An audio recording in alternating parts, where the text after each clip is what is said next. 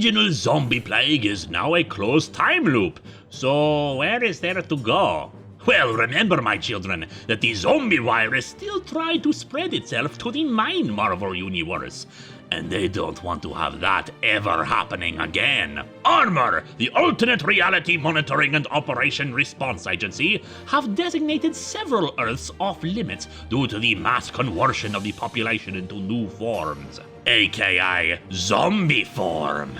And the first of these worlds we encounter is a world roughly in the late 1800s, the Wild West as it were, and a meteor has crashed to Earth, bringing with it a radiation into the atmosphere that converts the dead into classic Romero-style zombies. These ones operate on muscle memory, the radiation stimulating whatever is left of their mortal cortex, hence why they only go down with a shot to the brain. The Wild West town is soon overcome, with the only survivor being Jacqueline Kane, daughter of Wild West hero the Hurricane. Anyway, Machine Man has been charged by Morbius to go to various alternate realities and capture samples of different kinds of zombie plagues. The hope is that by having a full catalog, they will be able to prevent future outbreaks of zombie attacks in their universe. Along with Machine Man is the most natural of enemies aside from apes, Howard the Duck. Jacqueline comes with them, having inherited mystical gun-shooting powers from her late father and having nothing left for her in the Old West, and she takes up the name Swift Cloud. Next up is a world where H.G. Wells' War of the Worlds was real, and while in the 18th century humanity turned back the invasion thanks to germs, the Martians returned in the 21st century with a fully active immune system and took over the world. The next type of zombie for this world is referred to as a boil, meaning a 28 days later style infection of rage zombie.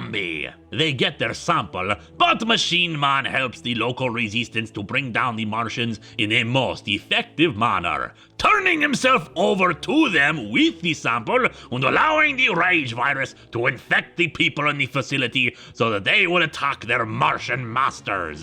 And then Machine Man interfaces with a Martian tripod and kills the rage zombies before they can kill his friends. Next up is the Raimi strain, also known as the Deadite. It's less an undead form of the plague and more a form of possession, though it does like itself some dead bodies, and a knightly sort at that, as a noble knight accidentally unleashes an evil plague of demonic possession to the dead, which our heroes are able to dispatch with Swift Cloud's swiftness. Fourth up is the energetically autonomous tactical robots, or Eaters. On this world, the Jocasta android got fed up with the cyborg humans in this cyberpunk world, and how the line between machine and man got too blurry, and thus decided to create a virus into their cybernetic circuitry to turn them all against each other. Let the machine rip their fleshy bits to pieces. To Machine Man's displeasure, he has to end this virus at the source,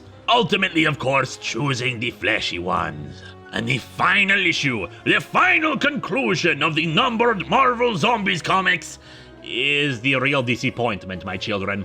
The other 4 stories have been fine, quite interesting in exploring different forms of zombies, and would have been a unique capstone to this experience, but the final issue is where everything feels so lackluster and kind of insulting, really. The zombie virus, referred to as a Jackson, infects one person, a comic book fan in an otherwise completely normal world, and thus we see this poor man's life completely fall apart as he becomes a zombie and is continually tempted to eat the flesh of the living, but just barely managing to stave it off.